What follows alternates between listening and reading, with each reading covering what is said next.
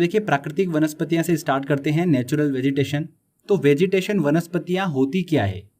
देखिए पौधों के समूह को ही हम क्या बोलते हैं? वेजिटेशन बोलते हैं, मतलब वनस्पति बोलते हैं।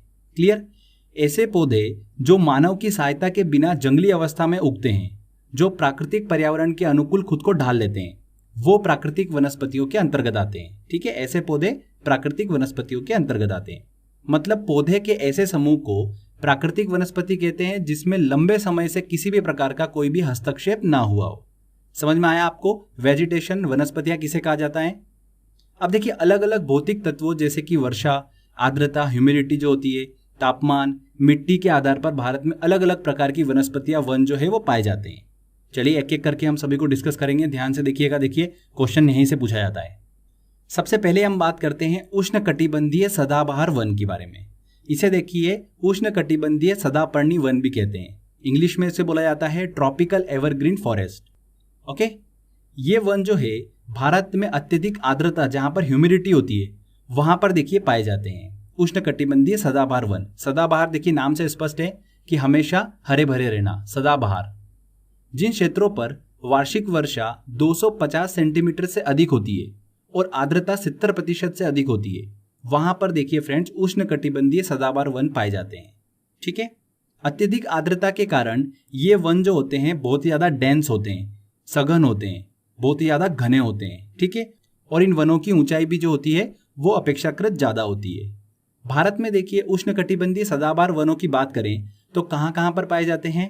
असम, अरुणाचल प्रदेश, मेघालय, मणिपुर, त्रिपुरा, साथ ही अंडमान निकोबार। इसके बाद देखिए दक्षिण में सह्याद्री क्षेत्र, पश्चिम घाट के आसपास, नीलगिरी की पहाड़ियों पर उष्णकटिबंधीय सदाबहार वन जो है वो पाए जाते हैं।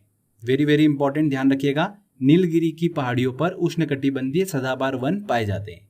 इसको मैं आगे आपको अच्छे से और एक्सप्लेन कर दूंगा, तो ध्यान रखिएगा कहां कहां पर भारत में उष्णकटिबंधीय सदाबहार वन मतलब सदापर्णी वन जो है वो पाए जाते हैं। आगे देखिए उष्णकटिबंधीय सदाबहार वन जो होते हैं इन्हें वर्षा के आधार पर दो प्रकार से बांटा जा सकता है। एक होता है देखिए उष्णकटिबंधीय आर्द्र सदाबहार वन। इस प्रकार के वन जो होते हैं वो सदा हरे भरे होते हैं। और सेकंड होता है देखिए उष्णकटिबंधीय अर्ध आर्द्र सदाबहार वन। इस प्रकार के वन हमेशा हरे भरे नहीं होते हैं। ठीक है, तो ये देखिए वर्षा के आधार पर इन्हें दो प्रकार से बांटा जा सकता है। सदाबहार तो होते ही, उसके अंदर भी देखिए वर्षा के आधार पर इन्हें दो भागों में बांटा जा सकता है। उष्णकटिबंधीय अर्ध आर्द्र सदाबहार वन जो है ये भारत में देखिए सबसे महत्वपूर्ण व्यावसायिक वन है। भारत में सबसे महत्वपूर्ण व्यावसायिक वन जो है वो कौन से हैं? उष्णकटिबंधीय अर्ध आर्द्र सदाबहार वन। Clear friends? एग्जाम में क्वेश्चन पूछा गया था, ध्यान रखिएगा। इसमें देखिए एक इंपॉर्टेंट चीज मैंने आपको बताया था कि उष्णकटिबंधीय सदाबहार वन जो होते हैं वो बहुत ही ज्यादा डेंस होते हैं, घने होते हैं, सघन होते हैं। तो भारत में सबसे अधिक सघन वनों का क्षेत्र जो है वो किस राज्य में पाया जाता है? ध्यान रखिएगा, अरुणाचल प्रदेश में। इंपॉर्टेंट है, अरुणाचल प्रदेश में भारत में देखिए सबसे अधिक सघन वनों का क्षेत्र जो है वो पाया जाता है। क्लियर? उष्णकटिबंधीय सदाबहार वन जो है उनमें देखिए मुख्य वृक्ष कौन कौन से होते हैं? सिनकोना होता है, रबर, नारियल, बांस, रोजवुड जिसे शीशम कहा जाता है, आयरनवुड। इस तरीके के देखिए वृक्ष जो है वो उष्णकटिबंधीय सदाबहार वनों में देखने को मिलते हैं। तो ये क्लियर हुआ। आगे देखिए सेकंड हम डिस्कस करते हैं उष्णकटिबंधीय पर्णपाती वन। इसे इंग्लिश में बोला जाता है ट्रॉपिकल डेसिडुअस फॉरेस्ट, उष्णकटिबंधीय पर्णपाती वन। इसे देखिए उष्णकटिबंधीय पतझड़ वन भी कहा जाता है। तो कंफ्यूज मत होइएगा, कौन सा भी एग्जाम में नाम मिले आपको तो समझ जाइएगा। उष्णकटिबंधीय पर्णपाती वन जो है देखिए ये दो प्रकार के होते हैं। एक होता है उष्णकटिबंधीय आर्द्र पर्णपाती वन और उष्णकटिबंधीय शुष्क पर्णपाती वन। तो देखिए सबसे पहले हम उष्णकटिबंधीय आर्द्र पर्णपाती वनों को डिस्कस करते हैं। तो भारत में देखिए 19.7% भाग पर उष्णकटिबंधीय आर्द्र पर्णपाती वन और वनस्पतियां जो है वो उपस्थित हैं। ये देखिए 100 से 200 सेंटीमीटर वर्षा वाले क्षेत्रों में पाए जाते हैं। कौन से? आर्द्र पर्णपाती वन। जहां पर देखिए वार्षिक वर्षा 100 से 200 सेंटीमीटर होती है, उन क्षेत्रों में उष्णकटिबंधीय आर्द्र पर्णपाती वन पाए जाते हैं। उष्णकटिबंधीय आर्द्र पर्णपाती वनों को देखिए मानसूनी वन के नाम से भी जाना जाता है। भारत में देखिए कहां कहां पर पाए जाते हैं? तो देखिए पश्चिम घाट की ढलानों पर, भारत के उत्तर पूर्वी भाग, भाबर और तराई क्षेत्र जो है वहां पर देखिए उष्णकटिबंधीय आर्द्र पर्णपाती वन पाए जाते हैं। क्लियर? अब इसके अंदर देखिए कौन कौन से प्रमुख वृक्ष आते हैं? तो सागौन, साल, आम, शीशम, त्रिफला, चंदन और महुआ। इन वृक्षों का देखिए विस्तार जो है वो उष्णकटिबंधीय आर्द्र पर्णपाती वनों में देखने को मिलता है।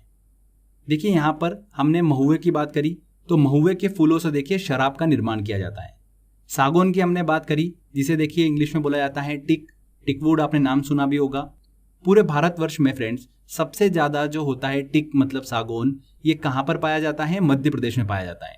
कुल सागौन वृक्षों का 50% हिस्सा जो है वो सिर्फ मध्य प्रदेश मतलब एमपी में ही पाया जाता है। ध्यान रखिएगा इस चीज को।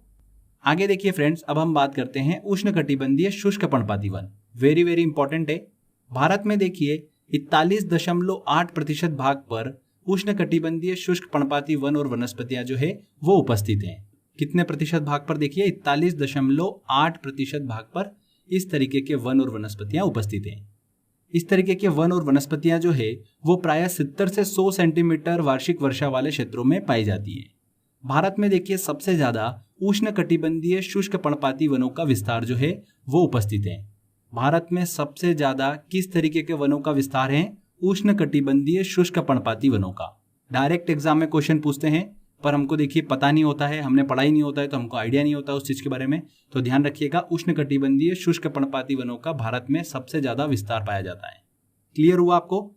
ये वन जो है देखिए कहाँ कहाँ पर पाए जाते हैं भारत में? उत्तर प्रदेश, मध्य प्रदेश, महाराष्ट्र, आंध्र प्रदेश, कर्नाटक, तमिलनाडु, इन क्षेत्रों में देखिए इस तरीके के वनों का विस्तार जो है वो देखने को मिलता है। उष्णकटिबंधीय आर्द्र पर्णपाती वनों में कौन कौन से देखिए प्रमुख वृक्ष होते हैं? आम, शीशम, बबूल और चंदन। इस तरीके के वनों का विस्तार जो है वो देखने को मिलता है। इसमें देखिए चंदन जो है वो सबसे ज्यादा इंपॉर्टेंट है। चंदन का विस्तार जो है वो देखिए सबसे ज्यादा कहाँ पर है? कर्नाटक, तमिलनाडु और केरल में। इन तीनों राज्यों में देखिए चंदन का विस्तार जो है अधिक मात्रा में पाया जाता है। ओके, इसमें कर्नाटक जो है वो चंदन की लकड़ियों के उत्पादन में देखिए भारत में पहले नंबर पर आता है। कर्नाटक में देखिए चंदन की लकड़ियों का उत्पादन जो है वो सबसे ज्यादा होता है। वेरी वेरी इंपॉर्टेंट है। और फ्रेंड्स आपको पता होगा कि कर्नाटक, तमिलनाडु और केरल की देखिए बॉर्डर पर कौन सी पहाड़ियों का विस्तार है? नीलगिरी की पहाड़ियों का विस्तार है। नीलगिरी की पहाड़ियों पर चंदन और यूकेलिप्टस के वृक्षों का विस्तार जो है वो पाया जाता है।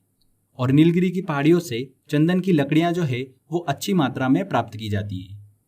नीलगिरी पर्वत जो है देखिए उस पर यूकेलिप्टस वृक्ष जो है वो बाहर से मंगवा कर लगाया गया है, जिसके कारण नीलगिरी पर्वत पर काफी ऊंचे ऊंचे वृक्ष के जंगल जो है वो तैयार हो गए हैं। ऊंचे वृक्ष से अच्छे प्रकार की इमारती लकड़ी जो है वो प्राप्त की जाती है और जहाज बनाने में, सस्ते फर्नीचर होते हैं उनको बनाने में इन लकड़ियों का उपयोग किया जाता है। ओके, तो मैंने दो आपको बताए नीलगिरी की पहाड़ियों पर, चंदन और यूकेलिप्टस। ध्यान रखिएगा, वेरी वेरी इंपॉर्टेंट है, एग्जाम में क्वेश्चन पूछा गया है यहाँ से एसएससी में। इसी के साथ देखिए एक और इंपॉर्टेंट चीज है जो आपको पता होना चाहिए। नीलगिरी की पहाड़ियों में प्रसिद्ध साइलेंट वैली राष्ट्रीय उद्यान जो है, जिसे शांत घाटी कहा जाता है, वो स्थित है। कहाँ पर है? देखिए ये केरल में पड़ती है साइलेंट वैली। यहाँ पर सैलानियों को देखिए शांति का अनुभव होता है, इसीलिए इस वैली को क्या कहा जाता है? साइलेंट वैली कहा जाता है।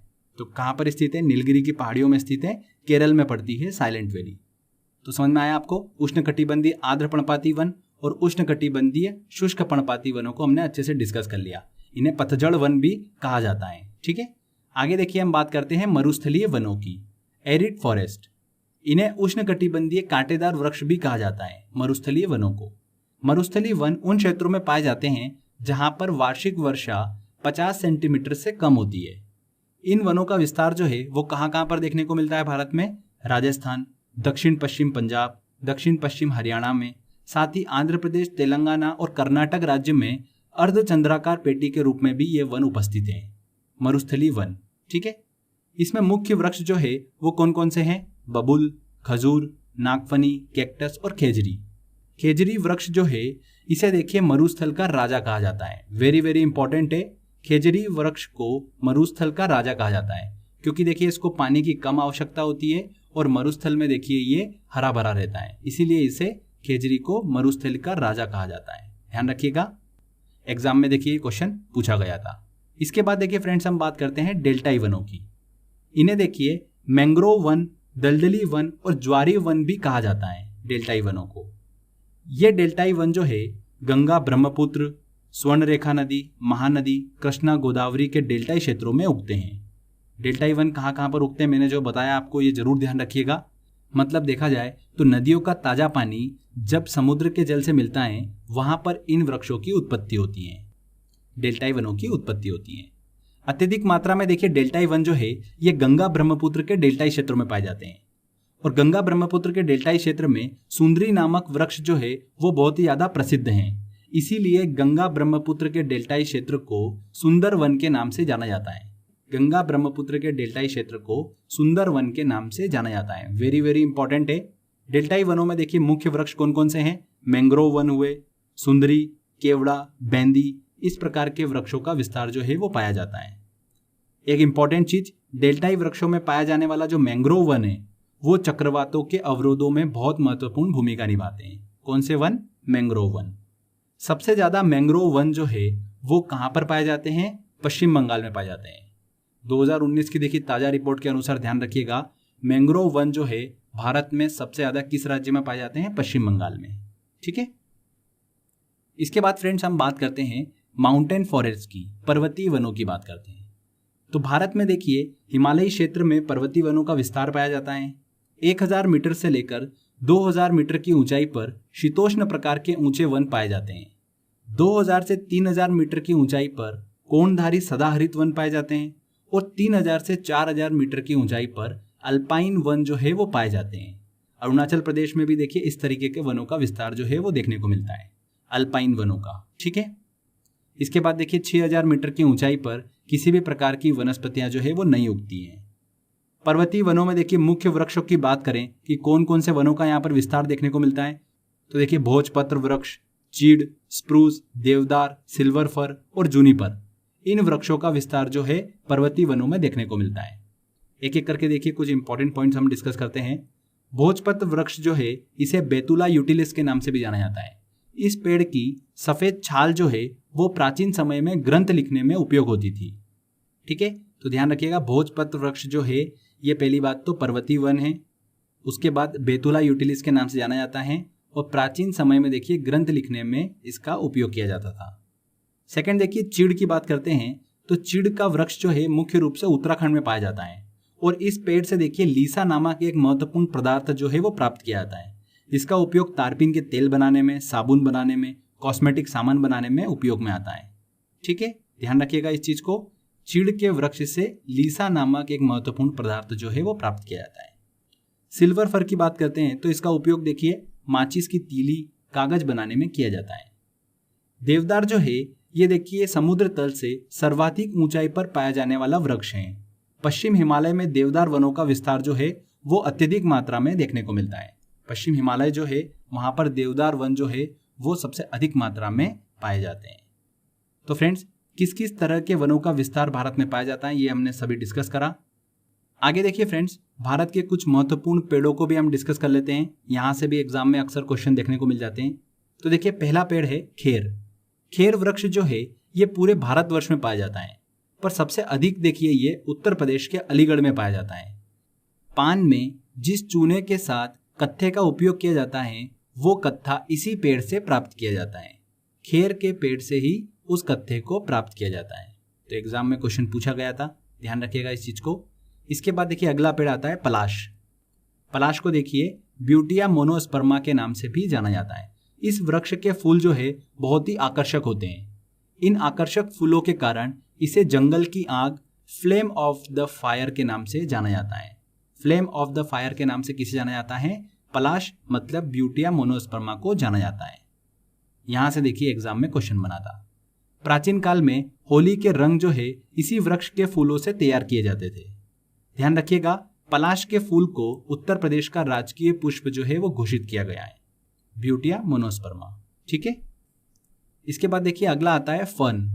ये पौधे की वह किस्म है जिसमें न तो फूल होते हैं न ही बीज होते हैं। इस तरीके के पौधे जो है वो पूरे संसार में प्रत्येक भाग पर फैले हुए हैं। तो ध्यान रखिएगा फर्न पौधे की वो किस्म है जहां पर न तो फूल आते हैं और न ही बीज आते हैं। इसके बाद आता है तेंदु वृक्ष। तेंदु वृक्ष भारत में देखिए मध्य प्रदेश, झारखंड, छत्तीसगढ़, ओडिशा और आंध्र प्रदेश में पाया जाता है। इस वृक्ष की पत्तियों से बीड़ी का निर्माण किया जाता है। पूरे भारतवर्ष में सबसे ज्यादा तेंदु पत्ते का उत्पादन कहां पर किया जाता है? मध्य प्रदेश में किया जाता है। कुल तेंदु पत्ते के उत्पादन का 33% भाग जो है वो मध्य प्रदेश में ही उत्पादित किया जाता है। क्लियर? तो ये देखिए कुछ इंपॉर्टेंट वृक्षों को हमने डिस्कस करा। आगे देखिए कुछ इंपॉर्टेंट पॉइंट्स मैं आपको बता रहा हूँ। अंडमान निकोबार में फ्रेंड्स ध्यान रखिएगा, मैंग्रोव वन, सदापर्णी मतलब सदाबहार वन, और पतझड़ वन मतलब पर्णपाती वन, इन सभी का विस्तार जो है वो पाया जाता है। एग्जाम में क्वेश्चन पूछ ले कि ऐसा कौन सा राज्य या केंद्र शासित प्रदेश है जहां पर हर तरीके के वनों का विस्तार जो है वो देखने को मिलता है। मैंग्रोव वन भी पाए जाते हैं, सदाबहार वन भी पाए जाते हैं और पतझड़ वन भी पाए जाते हैं। ठीक है, कहां पर? अंडमान निकोबार में। नेक्स्ट देखिए, फूलों की घाटी की बात करते हैं तो फूलों की घाटी राष्ट्रीय उद्यान वैली ऑफ फ्लावर्स भारत के उत्तराखंड राज्य में स्थित है। यहाँ पर देखिए फूलों की 500 से ज्यादा प्रजातियां जो है वो पाई जाती है। ऐसा माना जाता है कि रामायण काल में हनुमान जी संजीवनी की खोज में इसी घाटी पर पधारे थे। किस पर? फूलों की घाटी पर। ओके, फूलों की घाटी कहां पर स्थित है? उत्तराखंड राज्य में स्थित है। तो ये प्राकृतिक वनों से रिलेटेड देखिए हमने कंप्लीट डेटा जो है वो डिस्कस कर लिया। आगे देखिए फ्रेंड्स, अब हम बात करते हैं वनों से संबंधित भारतीय संस्थाओं की और उनसे संबंधित महत्वपूर्ण पॉइंट। उनकी जो रिपोर्ट है हाल ही में जो उन्होंने प्रकाशित करी है उसमें से देखिए क्या क्या इंपॉर्टेंट पॉइंट निकलेंगे वो हम डिस्कस करेंगे। तो सबसे पहले हम बात करते हैं राष्ट्रीय वन नीति की। राष्ट्रीय वन नीति भारत में कब आई, उससे पहले क्या हुआ वो हम देखते हैं। देखिए, राष्ट्रीय वन नीति भारत में जब आई उससे पहले 1855 में लॉर्ड डलहौजी ने पूरे भारतवर्ष में वनों के संरक्षण हेतु नियम बनाए थे। कब बनाए थे? लॉर्ड डलहौजी ने 1855 में बनाए थे। फिर आगे चलकर देखिए 1894 में लॉर्ड एल्गिन द्वितीय जब वायसराय थे तब देश में पहली बार राष्ट्रीय वन नीति लागू की गई थी। कब की गई थी सबसे पहली बार? 1894 में। एग्जाम में क्वेश्चन पूछे कि देश में पहली बार राष्ट्रीय वन नीति कब लागू की गई थी, तो 1894 में लागू की गई थी। इस नीति के तहत देखिए भारत में फॉरेस्ट डिपार्टमेंट्स मतलब वन विभागों की स्थापना की गई थी। आगे चलकर जब भारत आजाद हुआ तब स्वतंत्रता प्राप्ति के बाद पहली राष्ट्रीय वन नीति जो है वो 1952 में घोषित की गई थी। स्वतंत्रता प्राप्ति के बाद अगर पूछे तो 1952, और अगर ऐसा पूछे कि देश में पहली बार राष्ट्रीय वन नीति कब लागू की गई थी तो वो 1894 में। क्लियर? देखिए 1952 में जो घोषित की गई थी उसे देखिए 1988 में संशोधित किया गया और राष्ट्रीय वन नीति 1988 की घोषणा की गई। ओके, तो राष्ट्रीय वन नीति 1988 के देखिए क्या क्या लक्ष्य थे। इस नीति के अनुसार भारत में 33% वन क्षेत्र की प्राप्ति का लक्ष्य जो है वो रखा गया था। साथ ही मृदा अपरदन पर नियंत्रण करने का लक्ष्य रखा गया, वनों का संरक्षण करना, इकोलॉजिकल बैलेंस बनाए रखना, देश में वृक्षारोपण को बढ़ावा देना, ये सब लक्ष्य जो है वो निर्धारित किए गए राष्ट्रीय वन नीति 1988 के तहत। तो ये समझ में आया आपको, राष्ट्रीय वन नीति से रिलेटेड हमने पॉइंट देखे। आगे बात करते हैं वन अनुसंधान संस्था की। फॉरेस्ट रिसर्च इंस्टीट्यूट FRI जिसे कहा जाता है। भारत में वन अनुसंधान संस्था जो है FRI कहाँ पर स्थित है? देहरादून में स्थित है। इसकी स्थापना कब हुई थी? 1906 में हुई थी। इसके काम क्या क्या है? वन अनुसंधान करना, फॉरेस्ट रिसर्च करना, वन अधिकारियों को प्रशिक्षित करना, वन रेंजरों को प्रशिक्षित करना, ये वन अनुसंधान संस्था मतलब FRI का काम होता है। कहाँ पर ये स्थित है संस्था? देहरादून में स्थित है। इसके बाद देखिए भारतीय वन सर्वेक्षण की बात करते हैं। Forest survey of India very very important है। ये संस्था जो है भारत के देखिए पर्यावरण, वन और जलवायु मंत्रालय के अधीन आती है। इसकी स्थापना कब हुई थी? 1981 में इसकी स्थापना हुई थी। फॉरेस्ट सर्वे ऑफ इंडिया मतलब भारतीय वन सर्वेक्षण की स्थापना हुई थी 1981 में। FSI जो है फॉरेस्ट सर्वे ऑफ इंडिया, ये हर 2 साल के अंतराल में भारतीय वनों से संबंधित अपनी रिपोर्ट जो है वो प्रस्तुत करता है। अभी सबसे लेटेस्ट देखिए इसने 2019 दिसंबर में अपनी रिपोर्ट जो है वो प्रस्तुत की थी। तो उस रिपोर्ट के अनुसार क्या डेटा इंपॉर्टेंट है, चलिए हम उसको देख लेते हैं। मैंने देखिए 2020 जनवरी करंट अफेयर में भी डेटा डिस्कस कर रखा है, एक बार हम उसको अच्छे से रिवाइज कर लेते हैं। इस रिपोर्ट के अनुसार देश में देखिए वनों एवं वृक्षों से आच्छादित क्षेत्र जो है कुल भौगोलिक क्षेत्र का कितना प्रतिशत है? 24.56% है। Very very important. कुल भौगोलिक क्षेत्र का कितना प्रतिशत है वनों और वृक्षों से आच्छादित क्षेत्र? 24.56%। सर्वाधिक वन क्षेत्रफल वाले राज्यों की बात करते हैं तो सबसे ज्यादा देखिए वन क्षेत्रफल मध्य प्रदेश में है, उसके बाद अरुणाचल प्रदेश और फिर आता है छत्तीसगढ़ का नंबर। तो ये सीक्वेंस ध्यान रखिएगा। प्रतिशतता के आधार पर सर्वाधिक वनावरण वाले राज्यों की बात करते हैं तो देखिए सबसे ज्यादा मिजोरम में है। मिजोरम का कुल भौगोलिक क्षेत्रफल जो है वहां पर देखिए उसका 85.41% भाग पर वनों का विस्तार जो है वो पाया जाता है। इसके बाद आता है देखिए अरुणाचल प्रदेश और तीसरे नंबर पर आता है मेघालय। तो प्रतिशतता के आधार पर सर्वाधिक वनावरण वाले राज्य ध्यान रखिएगा, पहले नंबर पर मिजोरम, दूसरे पर अरुणाचल प्रदेश और तीसरे पर मेघालय। देश में देखिए मैंग्रोव वनों की उपस्थिति की बात करें तो सबसे ज्यादा पाए जाते हैं ये पश्चिम बंगाल में, सेकंड नंबर पर आता है देखिए गुजरात। इस रिपोर्ट के अनुसार वन क्षेत्रफल में सर्वाधिक वृद्धि करने वाले राज्य जो है वो कौन कौन से हैं, सबसे पहले नंबर पर कर्नाटक और सेकंड नंबर पर आता है आंध्र प्रदेश। तो ये देखिए हमने इस रिपोर्ट में क्या क्या इंपॉर्टेंट पॉइंट्स निकल सकते थे वो मैंने आपको बता दिए। क्वेश्चन बनेगा तो इसी से बनेगा, इन चीज़ों को आप जरूर ध्यान रखिएगा। आगे देखिए 2 इंपॉर्टेंट पॉइंट्स और हम डिस्कस करते हैं, उसके बाद हमारा थ्योरी सेक्शन कंप्लीट हो जाएगा। भारत में वृक्षारोपण को प्रोत्साहन देने हेतु 1950 में भारत के कृषि मंत्री थे KM मुंशी, उन्होंने वन महोत्सव की शुरुआत की थी। तो वन महोत्सव के जन्मदाता जो है वो कौन है, KM मुंशी हैं। इस महोत्सव को देखिए जुलाई के प्रथम सप्ताह में मनाया जाता है। एग्जाम में क्वेश्चन पूछे आपसे कि वन महोत्सव के जन्मदाता कौन है, तो ध्यान रखिएगा KM मुंशी है। सेकंड देखिए चिपको आंदोलन। चिपको आंदोलन जो है ये एक पर्यावरण संबंधित आंदोलन था जो कि 1970 में प्रारंभ हुआ था। ये आंदोलन भारत के उत्तराखंड राज्य, जब उत्तराखंड उत्तर प्रदेश का भाग हुआ करता था, उसमें किसानों ने वृक्षों की कटाई का विरोध करने हेतु शुरू किया था। ओके, तो चिपको आंदोलन जो है ये एक पर्यावरण संबंधी आंदोलन था, ध्यान रखिएगा इस चीज को। तो यहाँ पर देखिए फ्रेंड्स, भारत की प्राकृतिक वनस्पतियों और वन संबंधी संस्थाओं से रिलेटेड सारे इंपॉर्टेंट पॉइंट्स हमने कवर कर लिए हैं। ठीक है, इसके बाद देखिए कोई भी डेटा नहीं बचता है जहां से एग्जाम में आपसे क्वेश्चन पूछा जाए। तो अगर आपने ये पूरा डेटा जो मैंने आपको बताया अच्छे से एक बार आपने समझ लिया, ध्यान से सुन लिया, तो आपका 101% इसी में से क्वेश्चन फंसेगा। तो सारा थ्योरी सेक्शन हमारा कवर हो गया।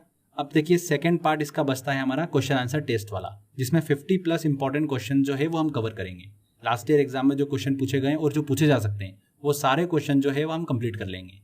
तो सेकंड पार्ट भी उतना इंपॉर्टेंट है जितना ये थ्योरी सेक्शन, क्योंकि आपको आइडिया लगेगा कि किस तरीके से क्वेश्चन जो है वो एग्जाम में पूछे जाते हैं। तो वो वाला पार्ट जो है वो आप जरूर देखिएगा। फ्रेंड्स, आज के बस इस वीडियो में इतना ही था। अगर आपको अच्छा लगा है तो प्लीज़ वीडियो को लाइक करिएगा, शेयर करिएगा और कमेंट करके जरूर बताइएगा कि वीडियो कैसा लगा। अगर आपने अभी तक चैनल को सब्सक्राइब नहीं करा है तो सब्सक्राइब भी कर लीजिए, क्योंकि इस तरीके के बेनिफिशियल वीडियो जब भी मैं अपलोड करूंगा आपको उसका बेनिफिट मिलता रहेगा। तो फ्रेंड्स, मिलते हैं अगले वीडियो में। जय हिंद, जय भारत। देखिए हमारा पहला क्वेश्चन है, राष्ट्रीय वन नीति के अनुसार पर्यावरण की दृष्टि से देश में कम से कम कितने प्रतिशत क्षेत्र पर वनों का आवरण आवश्यक है। तो देखिए फ्रेंड्स, राष्ट्रीय वन नीति 1988 के तहत देश में कम से कम 33% भाग पर वनों का आवरण जो है वो आवश्यक है। सी आंसर यहाँ पर सही होगा। केंद्र सरकार द्वारा नई राष्ट्रीय वन नीति किस वर्ष में लागू की थी? किस वर्ष में लागू की थी? देखिए नई राष्ट्रीय वन नीति 1988 में लागू की गई थी। ठीक है, 1952 में लागू हुई थी, उसका संशोधित कर 1988 जो है वो लागू की गई। C answer. भारत में निम्न में से किस प्रकार के वन सर्वाधिक वृहद क्षेत्र में पाया जाता है? किस प्रकार के वनों का देखिए विस्तार भारत में सबसे ज्यादा पाया जाता है? उष्णकटिबंधीय देखिए शुष्क पर्णपाती वन, और उसके बाद सेकंड नंबर पर आता है देखिए उष्णकटिबंधीय आर्द्र पर्णपाती वन। तो यहाँ पर देखिए ऑप्शन सदाबहार वन तो बिल्कुल भी नहीं होगा, शीतोष्ण भी नहीं होगा, सदाबहार देखिए यहाँ पर फोर्थ ऑप्शन ये भी नहीं होगा। यहाँ पर देखिए तीसरा ऑप्शन बिल्कुल सही होगा। शुष्क पर्णपाती वनों का विस्तार सबसे ज्यादा पाया जाता है। सेकंड नंबर पर देखिए आता है आर्द्र पर्णपाती वन। तो यहाँ पर सी आंसर बिल्कुल सही होगा। चलिए अगला क्वेश्चन लेते हैं। भारत में वन अनुसंधान संस्था कहाँ स्थित है? भारत में देखिए वन अनुसंधान संस्था जो है वो कहाँ पर स्थित है? देहरादून में स्थित है। C answer. भारत में वृक्षारोपण उत्सव जिसे वन महोत्सव के नाम से जाना जाता है उसके जन्मदाता कौन है? तो वन महोत्सव की देखिए शुरुआत किसने करी थी? KM मुंशी ने करी थी। C answer. उन्हें देखिए भारत में वन महोत्सव के जन्मदाता के रूप में जाना जाता है। निम्नलिखित में कौन सी एक हिमालयी वनस्पति की जाति नहीं है? तो मैंने आपको देखिए फ्रेंड्स बताया था पर्वतीय वन कौन कौन से, जूनिपर बिल्कुल है, सिल्वर फर भी है, स्प्रूस भी है, चीड़ और देवदार, ये मैंने आपको देखिए पर्वतीय वनों के बारे में बताया था। महोगनी जो है ये हिमालयी वनस्पति नहीं है, तो यहाँ पर बी आंसर। चलिए अगला क्वेश्चन लेते हैं। लीसा प्राप्त होता है। लीसा देखिए फ्रेंड्स चीड़ के वृक्ष से प्राप्त किया जाता है। चीड़ के वृक्ष से लीसा को प्राप्त किया जाता है, जिसका उपयोग तारपीन के तेल, कॉस्मेटिक सामान बनाने में किया जाता है। ये आंसर। निम्नलिखित राज्यों में से किस राज्य में सिनकोना वृक्ष नहीं उगता है? सिनकोना की देखिए मैंने आपसे बात करी थी सदाबहार वन में, ठीक है, और सदाबहार वनों का विस्तार असम में भी है, केरल में भी है। मैंने आपसे पश्चिमी तट की बात करी थी, पश्चिम बंगाल में भी देखिए इसका विस्तार पाया जाता है। पर छत्तीसगढ़ में देखिए पर्णपाती वन पतझड़ वनों का विस्तार जो है वो पाया जाता है। तो सिंकोना वन देखिए छत्तीसगढ़ में नहीं उगता है, बी आंसर। निम्न में से किसे जंगल की आंख कहा जाता है? जंगल की आंख किसे कहा जाता है? देखिए ब्यूटिया मोनोस्पर्मा को। इसे देखिए पलाश के नाम से भी जाना जाता है, सी आंसर। ब्यूटिया मोनोस्पर्मा को जंगल की आंख जो है वो कहा जाता है। नेक्स्ट क्वेश्चन लेते हैं। भारत के निम्न राज्यों में से किसमें सागौन का वन पाया जाता है? देखिए सागौन का वन जो है उसका विस्तार सबसे ज्यादा मध्य प्रदेश में पाया जाता है। 50% देखिए सागौन के वनों का विस्तार अकेले मध्य प्रदेश में पाया जाता है, ये आंसर। निम्न में से किस पौधे में फूल नहीं होते हैं? तो मैंने आपको बताया था फन जो है वो पौधे की वो किस्म है जिसमें फूल और बीज जो है वो नहीं होते हैं, तो यहाँ पर डी आंसर। भोजपत्र वृक्ष मिलता है। भोजपत्र वृक्ष देखिए हमने डिस्कस करा था पर्वतीय वनों में, तो यहाँ पर देखिए हिमालय में, बी आंसर सही होगा। इस वृक्ष की छाल का उपयोग जो है प्राचीन काल में ग्रंथ लिखने में किया जाता था। भोजपत्र वृक्ष जो है वो हिमालय में मिलता है। कत्था बनाने हेतु किस पेड़ की लकड़ी का प्रयोग किया जाता है? देखिए कत्था बनाने हेतु खेर की लकड़ी का प्रयोग किया जाता है। कहाँ पर उगती है खेर की लकड़ियां सबसे ज्यादा? उत्तर प्रदेश के अलीगढ़ में। हमने इसको अच्छे से डिस्कस करा था। भारतीय वन सर्वेक्षण विभाग का मुख्यालय कहाँ पर स्थित है? भारतीय वन सर्वेक्षण विभाग का मुख्यालय कहाँ पर स्थित है? देहरादून में स्थित है। सागौन तथा साल किसके उत्पाद हैं?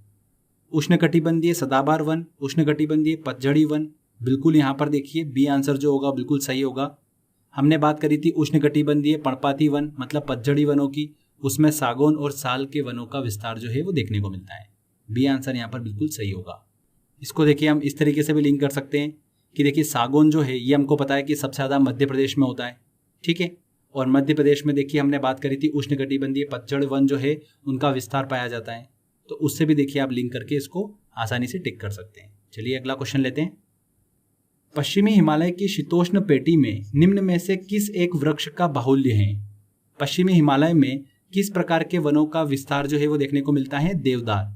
देवदार वृक्ष का विस्तार जो है वो अधिक मात्रा में देखने को मिलता है।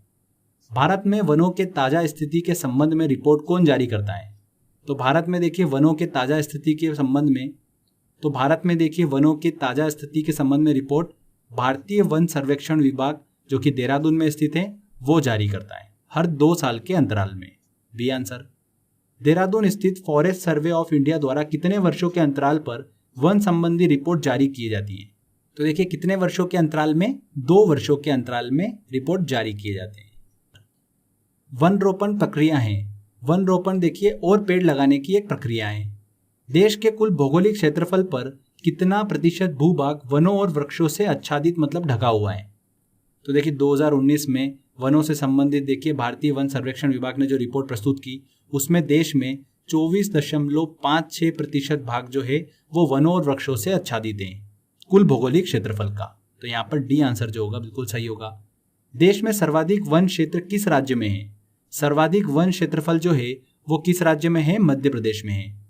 उसके बाद देखिए अरुणाचल प्रदेश का नंबर आता है, फिर छत्तीसगढ़ का। कुल वन क्षेत्र की दृष्टि से भारत के प्रथम 3 राज्यों का सही अवरोही क्रम होगा। तो देखिए कुल वन क्षेत्रफल की दृष्टि से देखना है, सबसे ज्यादा देखिए मध्य प्रदेश में, उसके बाद फिर अरुणाचल प्रदेश का नंबर आता है, फिर आता है छत्तीसगढ़ का, तो बी आंसर। किस राज्य में वनों का सर्वोच्च प्रतिशत है? प्रतिशतता के आधार पर देखिए वन आच्छादित राज्य कौन सा है सबसे ज्यादा? मिजोरम में, सी आंसर। वनों की सुरक्षा के लिए स्वतंत्रता प्राप्ति के पश्चात सर्वप्रथम किस वर्ष सरकार द्वारा वन नीति की घोषणा की गई? तो देखिए स्वतंत्रता प्राप्ति के पश्चात वन नीति की घोषणा कब की गई थी? 1952 में की गई थी। उसके बाद देखिए इसे संशोधित कर 1988 में फिर राष्ट्रीय वन नीति घोषित की गई थी, तो सबसे पहली बार 1952, बी आंसर। भारतीय वन सर्वेक्षण विभाग की स्थापना कब की गई थी?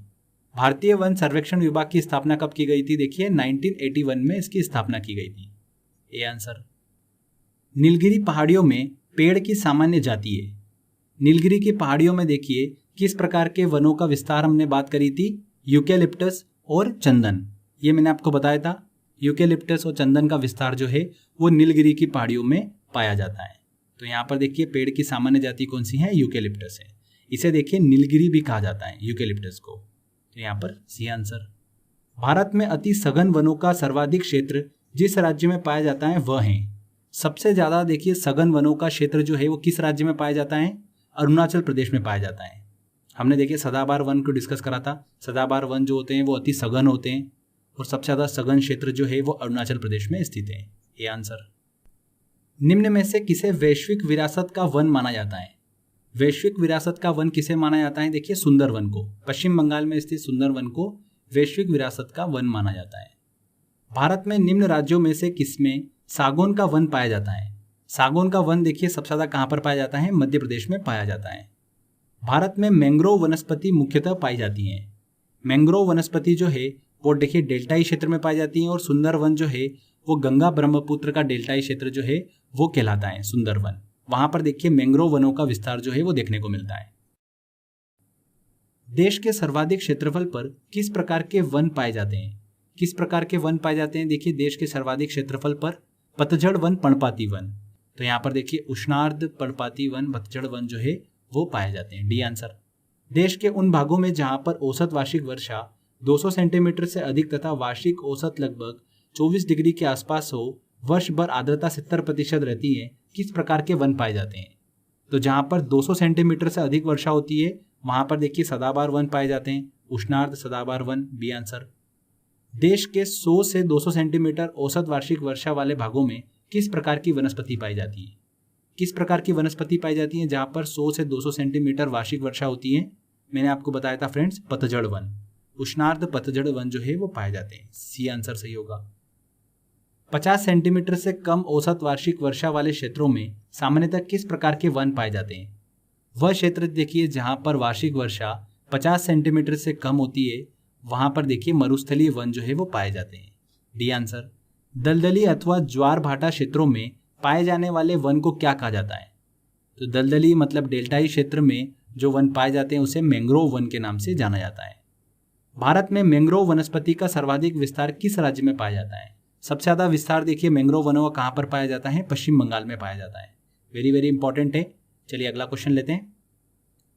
भारत में चंदन की लकड़ी के वन सबसे अधिक कहाँ पर पाए जाते हैं? चंदन की लकड़ी के वनों का विस्तार जो है देखिए मैंने आपको बताया था कर्नाटक, तमिलनाडु और केरल। ठीक है, इसमें देखिए कर्नाटक में सबसे ज़्यादा पाए जाते हैं। और अगर हम पहाड़ियों की बात करें तो वहाँ पर देखिए नीलगिरी पहाड़ियाँ जो है वो स्थित हैं। तो नीलगिरी की पहाड़ियों में सबसे ज़्यादा देखिए चंदन की लकड़ियों के वन जो है वो पाए जाते हैं। C answer. फूलों की घाटी स्थित है। फूलों की घाटी कहाँ पर स्थित है? देखिए उत्तराखंड में स्थित है। शांत घाटी अवस्थित है। साइलेंट वैली कहाँ पर स्थित है? देखिए केरल में स्थित है। नीलगिरी पहाड़ियों का विस्तार जो है वो कर्नाटक, केरल और तमिलनाडु राज्य में है। उसका देखिए हिस्सा केरल में भी पड़ता है जहाँ पर शांत घाटी जो है वो स्थित है। पश्चिमी घाट पर पाए जाने वाली वनस्पति का प्रकार है। तो भारत का देखिए ये पश्चिमी घाट हुआ। यहाँ पर मैंने आपको बताया था सदाबहार वन जो है वो पाए जाते हैं, सदाहरित। तो यहाँ पर ए आंसर बिल्कुल सही होगा। अल्पाइन जो देखिए ये तो पर्वतीय वन है, ये तो हो ही नहीं सकता। और पर्णपाती वनों का विस्तार जो है वो हमने बात करी थी कि यहाँ पर पाए जाते हैं, तो यहाँ पर सदाहरित होगा। निम्न में से किन पहाड़ियों पर उष्णकटिबंधीय सदाबहार वन पाए जाते हैं? कहाँ पर देखिए उष्णकटिबंधीय सदाबहार वन पाए जाते हैं? देखिए नीलगिरी की पहाड़ियाँ, अरावली पहाड़ियाँ, राजमहल पहाड़ियाँ, ये तो झारखंड में पड़ती हैं, तो ये तो बिल्कुल भी नहीं होगा। शिवालिक पहाड़ियों पर भी नहीं। देखिए यहाँ पर नीलगिरी की पहाड़ियों पर उष्णकटिबंधीय सदाबहार वन जो है वो पाए जाते हैं। ये आंसर। गंगा ब्रह्मपुत्र के डेल्टाई क्षेत्रों में किस वृक्ष की अधिकता के कारण इसे सुंदरवन कहा जाता है? तो देखिए इस डेल्टाई क्षेत्र में सुंदरी नामक एक वृक्ष पाया जाता है, इस वजह से इस वन का नाम सुंदरवन रखा गया। तो यहाँ पर सी आंसर। भारत में चंदन की लकड़ी के लिए प्रसिद्ध राज्य हैं। चंदन की लकड़ी के उत्पादन में देखिए भारत में कर्नाटक जो है वो पहले नंबर पर है। तो प्रसिद्ध राज्य कर्नाटक। C answer. भारत के किस भौतिक प्रदेश में उष्णकटिबंधीय से लेकर अल्पाइन प्रकार की वनस्पतियां मिलती हैं? तो अल्पाइन प्रकार की मैंने आपको बताया था पर्वतीय देखिए वनों में उत्तर का हिमालयी पर्वतीय प्रदेश। C answer. भारत में सर्वाधिक महत्वपूर्ण व्यावसायिक वन है। तो व्यावसायिक वनों की बात करी थी फ्रेंड्स हमने उष्णकटिबंधीय अर्ध सदाबहार वनों की। सी आंसर सही होगा। उष्णकटिबंधीय अर्ध सदाबहार वन जो है वो भारत में सर्वाधिक महत्वपूर्ण व्यावसायिक वन है। क्लियर। चलिए अगला क्वेश्चन लेते हैं। निम्नलिखित में से कौन सा राज्य तेंदु पत्ते का मुख्य उत्पादक है? तेंदु पत्ते का देखिए सबसे ज्यादा उत्पादन कौन सा राज्य करता है? मध्य प्रदेश करता है। बीड़ी बनाने में देखिए इस पत्ते का उपयोग किया जाता है। भारत के निम्नलिखित क्षेत्रों में किस एक में मैंग्रोव वन, सदापर्णी वन और पर्णपाती वनों का संयोजन है? इस प्रकार के देखिए सभी वन जो है वो पाए जाते हैं। किस क्षेत्र में? देखिए अंडमान निकोबार द्वीप समूह में। C answer. जो वन चक्रवातों के अवरोधों का कार्य करते हैं वे वन कौन से हैं? देखिए एसएससी में क्वेश्चन पूछा गया था ये। तो मैंग्रोव वन जो है वो देखिए चक्रवातों के अवरोधों का कार्य करते हैं। गंगा ब्रह्मपुत्र डेल्टा क्षेत्र का वन निम्नलिखित में से किस नाम से जाना जाता है? गंगा ब्रह्मपुत्र डेल्टा क्षेत्र का वन जो है वो सुंदर वन के नाम से जाना जाता है। निम्नलिखित नदी डेल्टाओं में से किन पर मैंग्रोव वन पाए जाते हैं? देखिए स्वर्णरेखा नदी के डेल्टाई क्षेत्र में मैंग्रोव वन पाए जाते हैं। कृष्णा गोदावरी नदी के देखिए डेल्टाई क्षेत्रों में, गंगा ब्रह्मपुत्र नदी के डेल्टाई क्षेत्रों में मैंग्रोव वन पाए जाते हैं। नर्मदा नदी जो है देखिए ये डेल्टा का निर्माण करती नहीं है, ये तो एस्चुरी का निर्माण करती है। तो देखिए इसमें मैंग्रोव वन जो है वो नहीं पाए जाते। तो यहाँ पर 2, 3 और 4 मतलब डी आंसर सही होगा। निम्नलिखित राज्यों में से किसमें उष्णकटिबंधीय आर्द्र सदाबहार वन होते हैं? देखिए उष्णकटिबंधीय आर्द्र सदाबहार वन अरुणाचल प्रदेश में बिल्कुल होते हैं, हिमाचल प्रदेश में देखिए नहीं होते हैं, मिजोरम में बिल्कुल होते हैं। तो यहाँ पर 1 और 3 आंसर जो होगा बिल्कुल सही होगा। 1 और 3 सी आंसर। ठीक है, मैंने आपको देखिए सभी चीज़ें अच्छे से एक्सप्लेन कर रखी है।